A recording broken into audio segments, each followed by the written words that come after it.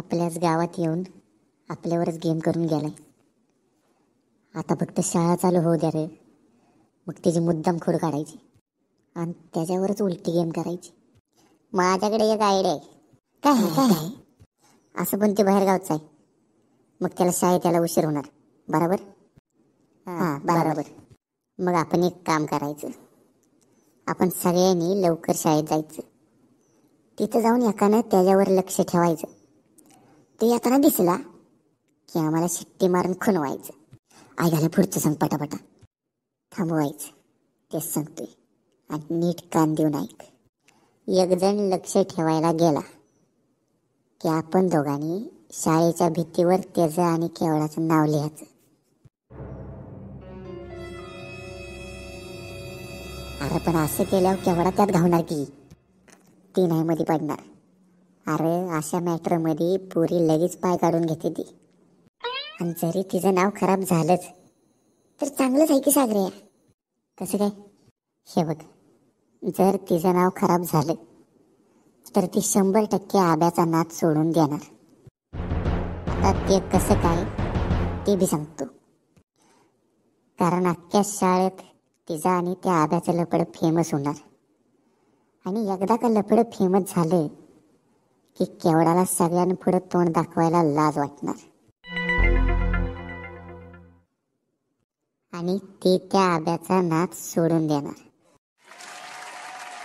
आणि मग मी तिला पटवणार. आईला गाण्या, तू खरंच हुशार आहेस तिला का? तुझं असलं डोकं कसं काय चालतं रे?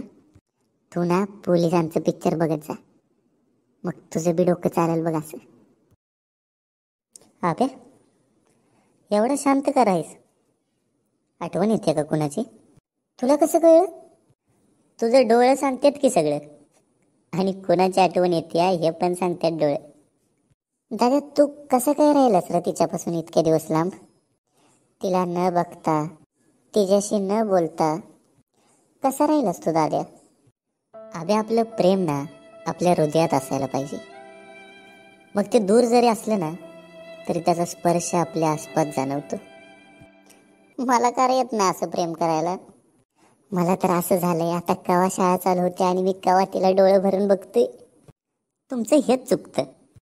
आत्ताच्या पिढीला सगळं पटापटा पाहिजे आणि ते एकाकडून नाही मिळालं की लगेच दुसरीकडे जाऊन तोंड मारायचं. या आशाने अभ्या आपण आपल्याच माणसाचा विश्वास कायमचा गमवून बसतो. पण दादा मी तर तिला माझी बायको म्हणूनच बघतो आणि माझ्या मनात पण नाही येणार बाबा दुसऱ्या पोरगीचा विचार. अरे बाबा हो, पण अबे ह्या वयात मन भरपूर चंचल असतं. त्याला कसं सांभाळायचं हे आता तुझ्याच हातात आहे बघ. आईला रेशमी, तू कधी आलीस गावावरनं?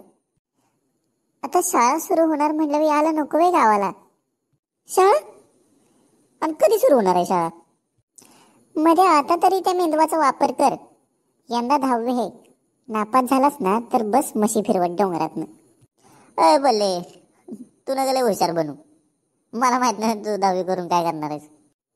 काय करणार आहे मी? दोन्ही भांडी. अजून काय करणार आहेस? मध्ये तू आधी पास होतीस का बघ, नाहीतर तुलाच पोरगी लावल दोन्ही भांडी करायला. पहिले नाही जर आता 10वीत तुझ्यापेक्षा जास्त मार्क पाडली ना तर नावाचा मधुकर नाही. अभ्या किती दिवसांनी बघितलं तुला. आता तूच गावाला गेली होतीस. मला तर आपलं गाव सोडलं ना तर दुसरीकडे कुठे करमतच नाही. मला पण नाही करमत. म्हणजे ते मला पण आपल्या गावापासून लांब गेलं ना की नाही करमत. असं वय, मला वाटलं तुला आब्याशिवाय. तुला तर काही पण वाटतं मध्ये. ते सगळं जाऊ दे. आब्या ऐक, सावरघरच्या मामीनं तुझ्यासाठी यात्रेचा प्रसाद दिलाय. तू घरी येऊन घेऊन जा रात्री. आम्हाला नाही प्रसाद यात्रेचा. तू पण ये रात्री आणि घरच्यांना पण दे, नाहीतर सगळा तूच रस्त्याने खतखत जाशील. रेशमी, तुला काय मी एवढा हावरा वाटलोय? ते वाटायला कशाला पाहिजे? तुझ्या तोंडावरच कळते तू किस्ता हावर आहेस. अबे तू नक्की ये आज, मी वाट बघते. येतो. अबे मी येतो तुझ्याकडे रात्री 7 वाजता. आपण जाऊ प्रसाद आणायला संगणकीच्या घरी. नाही मध्ये तू ये जाऊन. मला नाही जमणार. का? तू का म्हणून नाही जाणार? आहे काहीतरी कारण?